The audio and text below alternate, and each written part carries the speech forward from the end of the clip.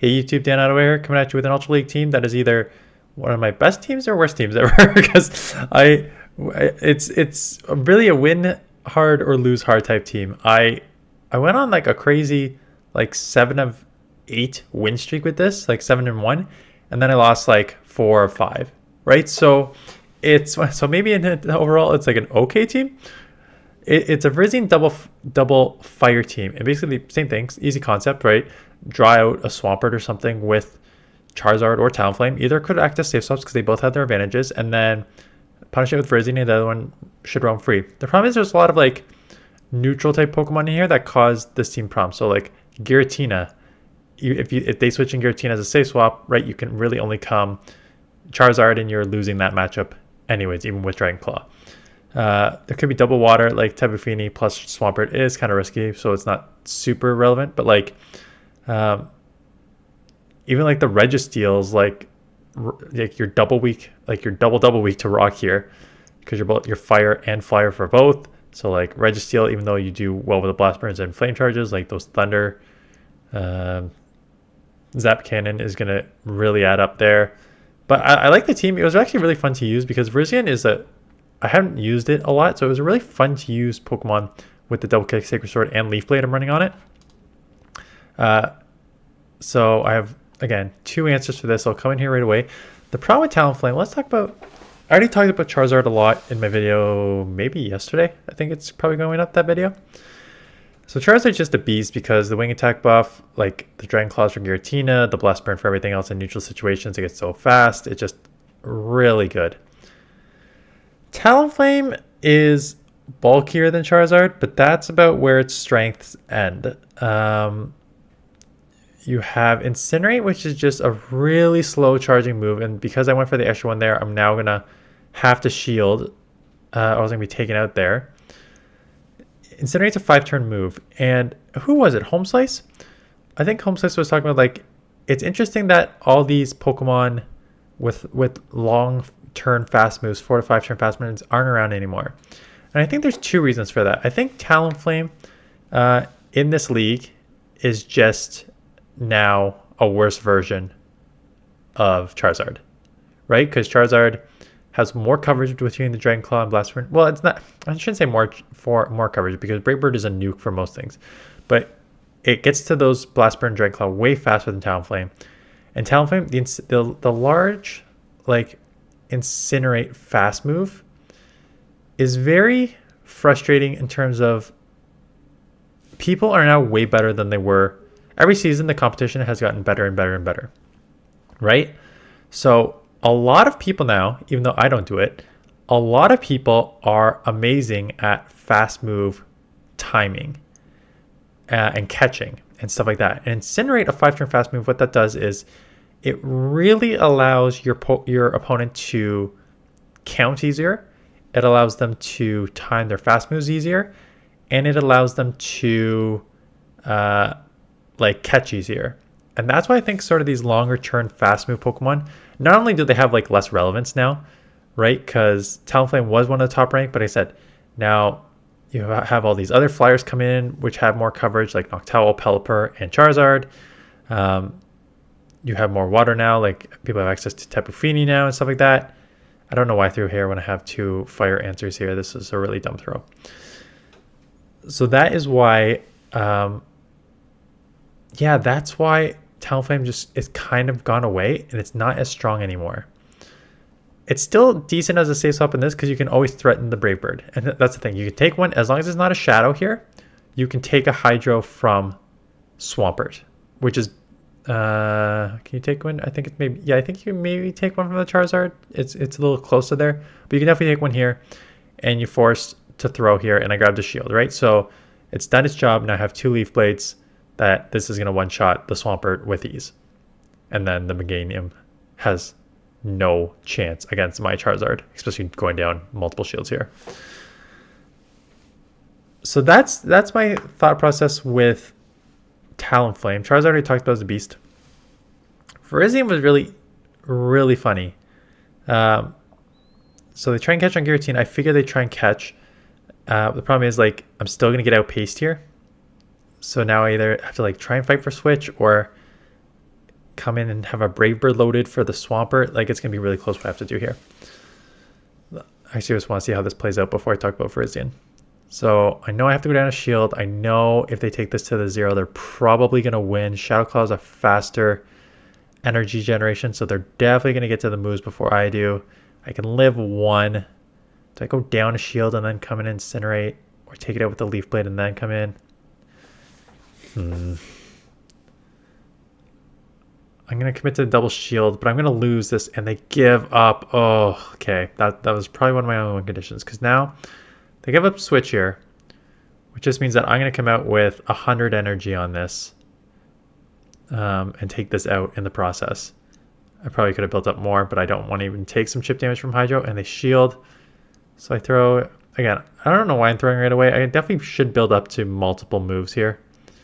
Okay, good. I didn't actually click the button. Yeah, because that's way smarter, is have multiple moves coming out of this. They're not going to be able to get out of here. This is going to one-shot. I'm going to have moves for, even the Giratina resisted, this is still going to do some chip damage. I'm just going to bank that. Come in here. They're going to have a Scrafty. I don't want to throw it before. I don't know if it one-shots or not, so I don't want to throw before they get a foul play off. Because now they should one-shot, and now I'm going to force the Giratina to throw, and I'll have, like, I can probably double Leaf Blade down if I force them to throw here. Yep, they have to throw, and then I could probably go double Leaf Blade before they can take me out.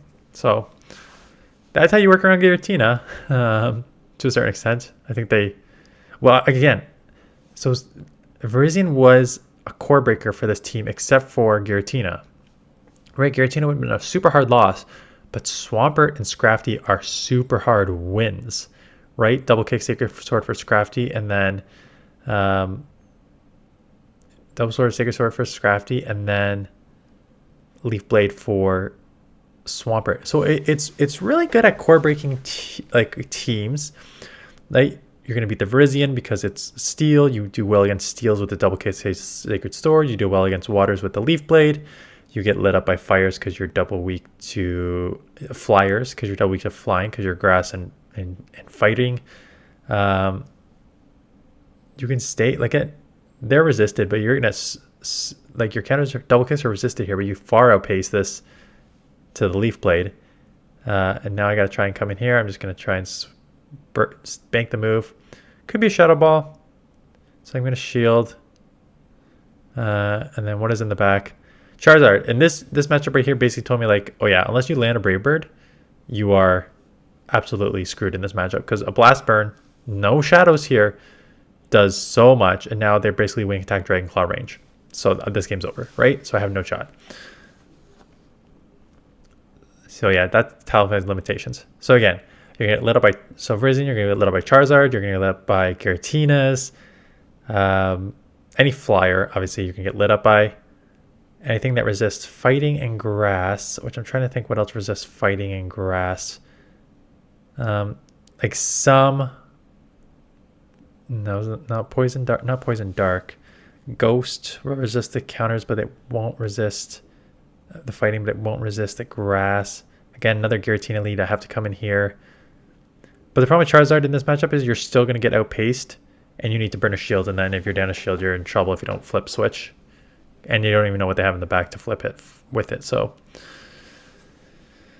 yeah, I like Virizion. It was actually really fun to use. The problem is, again, when the meta has shifted to Charizards everywhere, which I went over in my last video and a bit in this video, why it's so strong, it's tough. It's tough to run Virizion unless you have almost like 2 answers for Charizard. Another flyer. So like if I was going to do this team again, you maybe put in a third safe swap to deal with Charizard. I don't want to go just like rock, paper, scissors, put in a Swampert, right? Because then you're truly just going rock, paper, scissors, even though Swampert isn't a beast. But then you're double weak to like Trevenant too, because you're going to lose that matchup, and you're going to lose the Virizion matchup against Trevenant. So I don't think Swampert is the answer. So you need something, maybe like a Galarian Stunfisk. No, that would make it still make you double weak to water in the back. But it would give you more of a shot again, I don't have a Galarian Stunfisk because you need a hundo, and I have the Excels for it. I just don't have the hundo to build it up yet. So you could do something like that. It's just double weak to water in the back, which is a little tricky. You'd have to use one to pull out the Swampert and then hope the other one can roam free, but then you add a fighting weakness, but you only have one fighting weakness, so that's fine. This is why I think you should use Talonflame as a safe swap, because you can get to Brave Birds to force shields here. Because I can throw back-to-back Brave Birds here before they're going to take me out. I don't think one Brave Bird takes them out, but now I'm actually in Incinerate, Flame Charge range, so I can actually just bait here.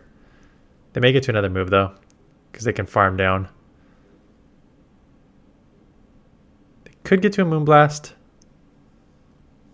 I think I just have to take it even if they do have a Moonblast, quite honestly. I don't really want to go down my second shield here. I'm going to shield. I know it's a Moonblast, so it would be super effective, so I'm going to have to rely on Version Charizard Core here.